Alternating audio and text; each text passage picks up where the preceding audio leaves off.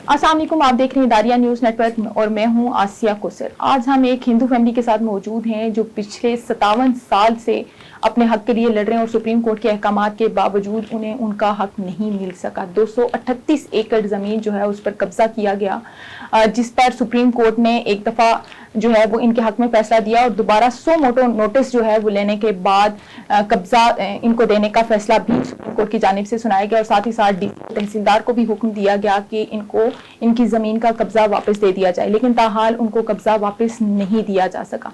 हमारे साथ वो फैमिली मौजूद है, हम उनसे बात करेंगे कि आखिर ये सारा मामला क्या है और उनको ये कब्जा अब तक वापस क्यों नहीं मिला, वो इदारों से क्या कहना चाहते हैं और पार्टी उनको धमकियां दे रही है, उस हवाले से भी उनसे बात करेंगे। हमारे साथ स्टूडियो में मौजूद हैं सूरी भाई और उनके बेटे कैलाश कुमार। तो पहले तो आप मुझे ये बताइएगा कि ये सारा मामला आखिर है क्या? ये आपकी जमीन का जो कब्जा है, कितनी जमीन है, कब से ये सारा सिलसिला चला आ रहा है? ये है 238 एकड़ जमीन और उस पे कब्जा किया गया है और हमें सुप्रीम कोर्ट ने भी आर्डर दिया हुआ है कि भाई जमीन तुम्हारी है। उनको भी बोला गया है कि अब इनको वापस दे दो जमीन, और वो हमें मौत मार धमकियां दे रहे हैं। हम पाकिस्तानी हैं, शुरू से पाकिस्तान में रहना चाहते हैं। वो हमें बोलते हैं कि आप इंडिया चले जाएं। हम इंडिया क्यों चले जाएं? उनको बोल रहे हैं भाई हमारी जमीन है, सुप्रीम कोर्ट ने आर्डर दिया है आपको, हमें वापस दे दो अपनी चीज। वो बोल रहे हैं नहीं, इधर आओगे तो आपको मारेंगे, आपको बेटों को मारेंगे, आप चले जाओ तो अच्छा है। ऐसे वो हमें उधर जाने भी नहीं देते हैं, मौत मार धमकियां दे रहे हैं। हमारे देवर को भी धमकियां दी, वो इंडिया चला गया है। नहीं, अब वो आपको क्या, जो दूसरी पार्टी है वो क्या कह रहे हैं आपको? वो हमें बोल रहे हैं चलो किसी जमींदारों के पास जुर्गे में चलकर बैठो, करोड़ों रुपयों की जमीन है हमारी। वो बोल रहे हैं कौड़ी के दाम में हमें बेच कर दे दो। हम वहां जाना नहीं चाहते हैं, हमारी चीजें हमें वापस करें। वो तो हमारी मर्जी है ना, हम जाएं नहीं जाएं, बेचें चाहे नहीं बेचें, वो हमारी चीज है। अब वो हमें क्यों धमकियां दे रहे हैं, क्यों बोल रहे हैं ऐसा? बिल्कुल ऐसे। अच्छा कैलाश कुमार, आप मुझे ये बताइएगा कि ये जमीन का जो आपका केस चल रहा है ये कब से चल रहा है और इस पर क्या क्या पेशरफ्त हुई, और स्पेशली जिस पार्टी ने कब्जा किया है उस हवाले से भी हमें थोड़ा सा बताएं कि ये क्या आखिर सारा मौजरा क्या है? क्या कहीं ये सिर्फ इस वजह से तो नहीं हो रहा कि चूंकि आप लोग हिंदू कम्युनिटी से हैं, तो जो दूसरी पार्टी है उसका किस कम्युनिटी से ताल्लुक है, ये भी हमें बताइएगा। जी बिल्कुल, यही ऐसा ही है कि हमारे साथ जुल्म इसलिए किया जा रहा है कि हम हिंदू हैं और जिन लोगों ने कब्जा किया है उनके जहन में भी यही बात है। ये हमारी ज़मीन 238 एकड़ है कोबो सईद खान में, डिस्ट्रिक्ट कंबर शहदाद कोट, और डिवीज़न जो आता है लाड़काना। ये लाड़काना से 50-60 किलोमीटर की दूरी पर ज़मीन है हमारी, जिस पर तकरीबन 50-60 सालों से कब्जा किया हुआ था। और उस पर 1963 से हमारे ज़मीन पे जब कब्जा हुआ, 1963 से अदालतों में केस चल रहे थे, जो 2015 में सुप्रीम कोर्ट ऑफ पाकिस्तान ने हमारे हक में फैसला सुनाया। हमारे हक में फैसले सुनाने के बाद भी जो कब्जा माफिया थे, वहाँ लैंड ग्रेबर जो बैठे हुए थे 50-60 सालों से, वो ज़मीन का कब्जा हमें नहीं दे रहे थे। वो बोल रहे थे हम नहीं देंगे आपको ज़मीन। फिर उसके बाद भी 2018 में हम 3 साल तक डीसी के पास, एसपी के पास इधर उधर भटकते रहे अपनी ज़मीन का हक लेने के लिए, इंसाफ लेने के लिए, लेकिन हमारी किसी ने नहीं सुनी। 2018 में सुप्रीम कोर्ट ऑफ पाकिस्तान ने हमारी ज़मीन पर 100 मोटो नोटिस लेकर हमें ज़मीन का कब्जा, तहसीलदार को हुक्म दिया गया कि ये ज़मीन अपने कब्जे में रखो और रिपोर्ट करो कि इस ज़मीन पर किस किस के कब्जा है, कौन से लैंड ग्रेबर्स बैठे हुए हैं। फिर तहसीलदार ने, डीसी कंबर ने ये सुप्रीम कोर्ट में ये रिपोर्ट जमा करवाई कि 11 बंदे, ये नाम है रिपोर्ट में लिखे हुए हैं। कौन से मेजर उसमें हैं? उनके जो मेन सरबरा मेन है ना, वैसे तो 30 से 40 बंदे हैं जो कब्जा करके बैठे हुए हैं उधर। उनके जो मेन सरबरा हैं उनमें से एक इम्तियाज बिरोई है और दूसरा रबनवाज बिरोई, जफरला बिरोई और एक मास्टर है महमूद बिरोई। ये 4 जो मेन बंदे हैं, ये उनको बोलते हैं 30-40 बंदे जो और बैठे हैं, ये उनको बोलते हैं कि हिंदुओं की ज़मीनें कुछ नहीं करेंगे, कुछ भी नहीं होगा। डीसी ने ये रिपोर्ट जमा करवाई जब सुप्रीम कोर्ट में, फिर सुप्रीम कोर्ट ने डीसी साहब को ये हुक्म दिया कि ये ज़मीन हिंदुओं को दे दो, इनसे कब्जा छुड़वा कर। फिर तहसीलदार जिसने अपनी कब्जे में ज़मीन ले रखी थी सुप्रीम कोर्ट के हुक्म पर, फिर सुप्रीम कोर्ट के हुक्म पर ही तहसीलदार ने 5 दिसंबर 2019 को और शहदाद कोट सिविल कोर्ट के नाजिर और तहसीलदार के सामने हमें ज़मीन का कब्ज़ा दिलवाया गया, लेकिन ये कब्ज़ा सिर्फ एक ड्रामा था जो तकरीबन 50 से 60 मिनट तक हमारे पास रहा। जैसे ही कार्रवाई मुकम्मल हुई, तहसीलदार चला गया, कोर्ट का नाजिर चला गया, हमें कागजात पूरे मिल गए, उन लोगों को बोला गया कि आप चले जाओ, ये ज़मीन आप हिंदुओं की है। वो भी उसी टाइम थोड़ी देर के लिए चले गए, लेकिन थोड़ी देर के बाद वही लोग आकर ज़मीन पर बैठ गए जो 50-60 सालों से काबिज थे और हमें धमकियां देने लगे कि यह ज़मीन आपको नहीं देंगे, हम आपको जो है यहाँ से जाना पड़ेगा, या आपको हम मार देंगे, या ये ज़मीन जो है आप जिरगे में बैठो, किसी वडेरे के पास, किसी भोतार के पास, वहाँ बैठो, वो जो फैसला करेगा वही फैसला होगा। अच्छा कैलाश कुमार, हम सुप्रीम कोर्ट की जजमेंट के हवाले से भी बात करेंगे, डीसी और तहसीलदार ने हमारे मामले में जो किरदार अदा किया उस पर भी बात करेंगे, लेकिन उससे पहले अगर आप हमें थोड़ा सा ये बता दें कि ये जमीन किस किस्म की है, और उससे पहले हम नाजरीन को ये वीडियो भी दिखाना चाहेंगे कि ये दरमियान में आप ये देख सकते हैं कि जो वीडियो इस टाइम चल रही है ये इनकी जमीन की वीडियो है। तो कैलाश कुमार, आप ये बताइएगा कि ये जो जमीन है ये किस किस्म की जमीन है, क्या कोई ज़रूरी जमीन है, कोई काश्त वगैरह इस पर होती है? ये हमारी आबाई ज़मीन है, ये हमारी पाकिस्तान बनने से पहले की हमारी ज़मीन है, हमारे बड़ों की। पाकिस्तान जब बना था फिर भी हम यहाँ से नहीं गए, हम पाकिस्तान में ही रहना चाहते हैं, अभी भी पाकिस्तानी हैं। और ये ज़रूरी ज़मीन है और ये 50-60 करोड़ की ज़मीन है हमारी। वो जो कब्जा माफिया हैं वो कौड़ी के दामों में ये जमीन लेना चाहते हैं हमसे, हमें डरा धमका कर। किस किस्म की फसल इस जमीन पर ज्यादा जो है वो काश्त की जाती है? आपने कहा ज़रूरी जमीन है अच्छी, 238 एकड़, आई थिंक ये कोई 2000 कनाल के करीब ये सारी जमीन जो है वो बनती है। बिल्कुल। तो इससे तो आई थिंक ईयरली भी काफी अच्छी इनकम ऑब्वियसली आती होगी। तकरीबन 2.5 से 3 करोड़ की इनकम जो आती है वो उसमें से चावल भी होते हैं, गंदम होती है, वो बरसीम होते हैं, वहाँ जो ईंटों का एक भट्ठा होता है जहाँ ईंटें पकती हैं वहाँ भी इन लोगों ने लगाया हुआ है, फिश फार्म लगाए हुए हैं कब्जा माफिया ने, और वहाँ पे इन लोगों ने दुकानें बनाकर वो रेंट पे दे दी हैं वहाँ के मकामी लोगों को, और वो रेंट भी खुद रिसीव करते हैं। और हमें बस यही बोलते और ये सारा मामला नाजरीन पिछले कोई 57 साल से जो है वो चला आ रहा है। एक ज़रूरी जमीन है और 50 करोड़ रुपए इस जमीन की ऑलमोस्ट जो है वो मालियत है, जिससे यकीनी तौर पर सालाना भी अच्छी खासी इनकम आती होगी। लेकिन ये जमीन कैलाश कुमार और सूरी बाई की जो है वो आबाई जमीन है, ये इनकी आबाओ इजदाद से इनके पास ट्रांसफर हुई, जिसके बाद ये कब्जा माफिया ने जो है इस पर कब्जा किया और सुप्रीम कोर्ट ने जो है वो इस पर इनके हक में फैसला भी दिया। हम उस हवाले से बात करेंगे कि सुप्रीम कोर्ट का जो पहला फैसला 2015 में आया था वो क्या फैसला था, फिर साथ ही साथ हम 2018 के नोटिस की भी बात करेंगे, सो मोटो नोटिस जो साबिक चीफ जस्टिस साकिब निसार की जानिब से लिया गया था, उस पर भी बात करेंगे। कैलाश कुमार, पहले तो आप ये बताइएगा कि 2015 में जो जजमेंट सुप्रीम कोर्ट की आई थी वो जजमेंट क्या थी? वो जजमेंट ये थी कि 1963 में जब इन लोगों ने कब्जा किया था हमारी ज़मीन पर, इन लोगों ने झूठे केसेस किए थे हमारे ऊपर। वो केस 1963 से सिविल कोर्ट से चला, जो सिविल कोर्ट से लेकर 2015 में सुप्रीम कोर्ट तक हम ही जीते। 2015 में सुप्रीम कोर्ट ने भी यही फैसला सुनाया कि ये ज़मीन आप लोगों हिंदुओं की है, और कब्ज़ा माफिया ने जो हमारे ऊपर झूठी एग्रीमेंट बनाई थी, झूठे कागजात बनाए थे, वो उनको कैंसिल कर दिए। वो उन लोगों को बोल दिया गया कि आप ये ज़मीन हिंदुओं की है, और उसके बाद भी आपको वो कब्जा नहीं दिया गया। 2015 से 2018 तक आपको वो कब्जा नहीं दिया गया। यहाँ पर ये भी बात काबिल गौर है कि सुप्रीम कोर्ट के अहकामात को किस तरह जो है हवा में उड़ाया गया है, और वहां की इंतजामिया, स्पेशली अगर हम डीसी की और तहसीलदार की बात करें तो उन पर भी सवालिया निशान है कि क्या सुप्रीम कोर्ट के अहकामात पर अमल दरामद करवाना भी शायद अब डीसी और तहसीलदार अपनी जिम्मेदारी नहीं समझते।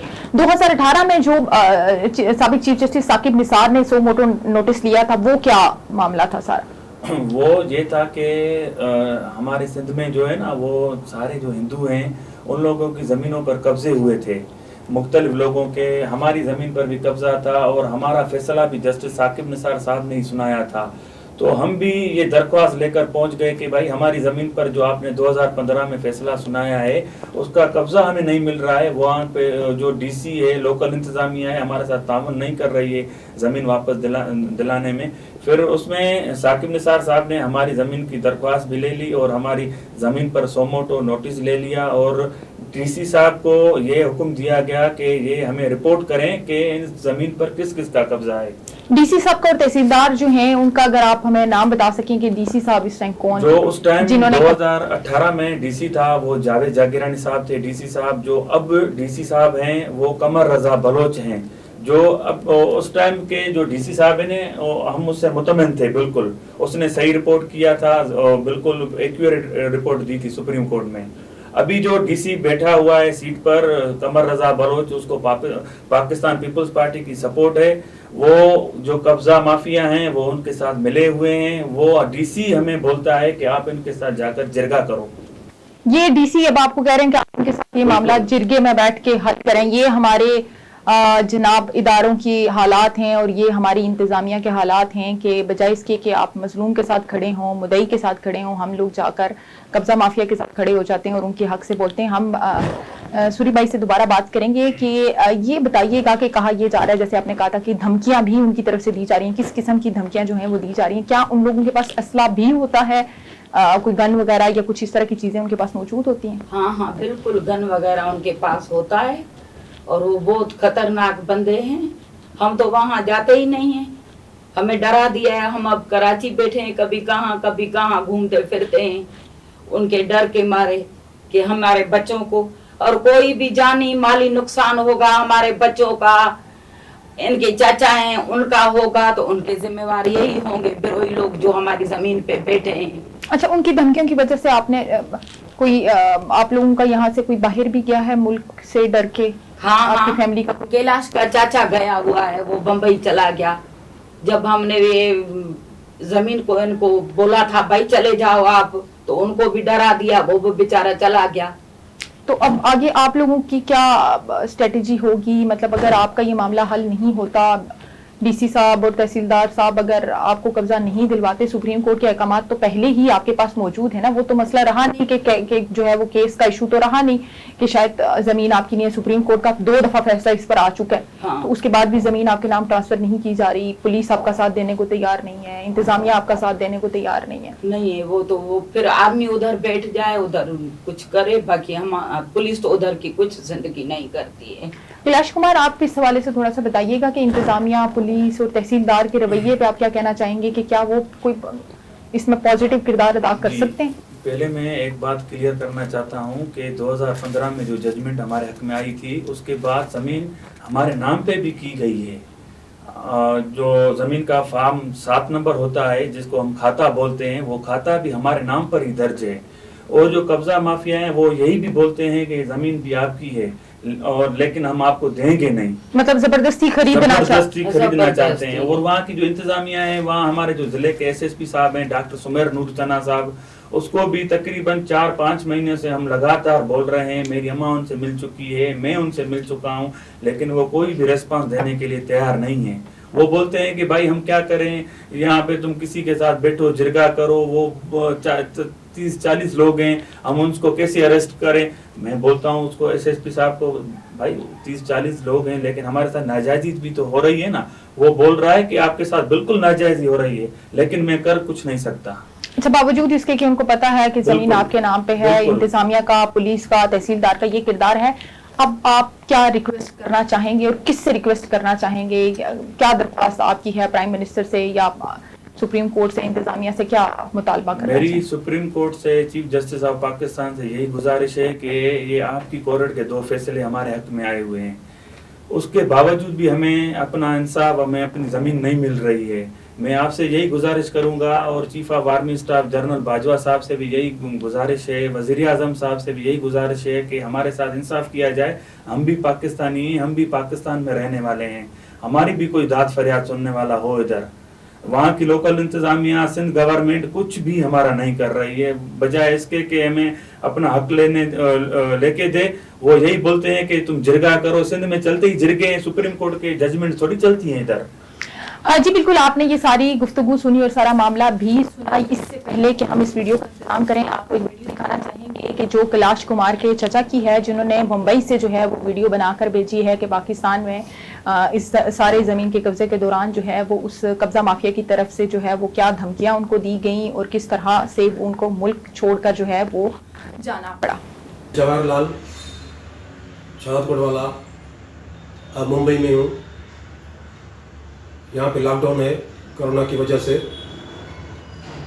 हमारी ज़मीन ज़रूरी ज़मीन तालुका कुबो साहिब खान में 238 एकड़ 15 गुंठा है, जिस पे 1963 से बरोई कबीले के मोहम्मद नवाज मास्टर पाकर वालों का कब्जा था। अभी भी उनके बच्चों की ज़मीन पे कब्जा ही है। रब नवाज, सनोल्ला, इम्तियाज़ बरोई और दूसरे लोगों का कब्जा है। 2015 में सुप्रीम कोर्ट के आर्डर के आधार पर हमारे नाम पे ज़मीन का खाता रिकॉर्ड बना। अभी जब हम बरोई लोगों के साथ बात किया कि तो ज़मीन हमारी है, तो वो हमको मौत-मार धमकियाँ देने लगे और टॉर्चर करने लगे। अभी हमको उनसे जान और माल का खतरा है। हम chief minister Sindh Bilawal Bhutto people's party के चेयरमैन हैं, उनसे, वज़ीर आज़म इमरान खान से, चीफ ऑफ जस्टिस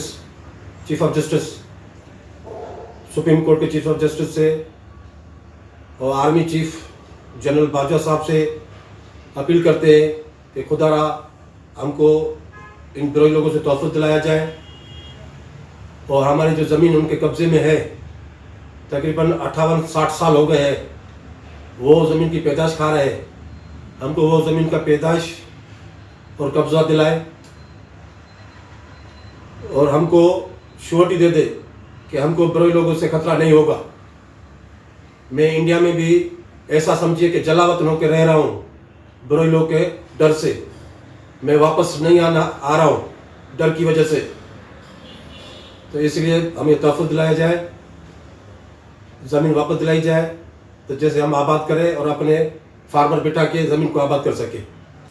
आपने ये वीडियो देखी है। अब सूरत हाल ये है कि इंतजामिया को, तहसीलदार को, पुलिस को जो है वो अपना किरदार अदा करना होगा। कैलाश कुमार और उसकी वालदा का सुप्रीम कोर्ट से, प्राइम मिनिस्टर से और आर्मी चीफ से भी उन्होंने ये मुतालबा किया है कि उनकी जमीन उन्हें वापस दिलवाई जाए। 1963 में ये कब्जा हुआ था, जिसके बाद 2015 में जो है वो सुप्रीम कोर्ट ने अपनी जजमेंट दी और उस जजमेंट में ये कहा गया कि ये जमीन इनकी है, इनको वापस कर दिया जाए। जब 2015 में साबिक चीफ जस्टिस साकिब निसार ने हिंदुओं की जमीन के हवाले से सो मोटो नोटिस लिया था, तो उस दौरान भी इनकी जमीन का फैसला अगेन दिया गया और तहसीलदार को, डीसी को, उस वक्त के डीसी को ये अहकाम जारी किए गए कि इनको कब्जा जो है वो इनकी जमीन का वापस दिया जाए, जो कि इनको दिया भी गया, लेकिन सिर्फ 50 से 60 मिनट के लिए। उसके बाद दोबारा वो जो पार्टी है उसने वहां पर कब्जा कर लिया और अब सूरत हाल मजीद संगीन होती जा रही है कि इनको उनकी जानिब से धमकियां भी दी जा रही है। जबरदस्ती इनसे ये जमीन जो है वो खरीदने की कोशिश की जा रही है, जिसकी वजह से इनके कुछ फैमिली मेंबर्स को मुल्क छोड़कर भी जाना पड़ा है।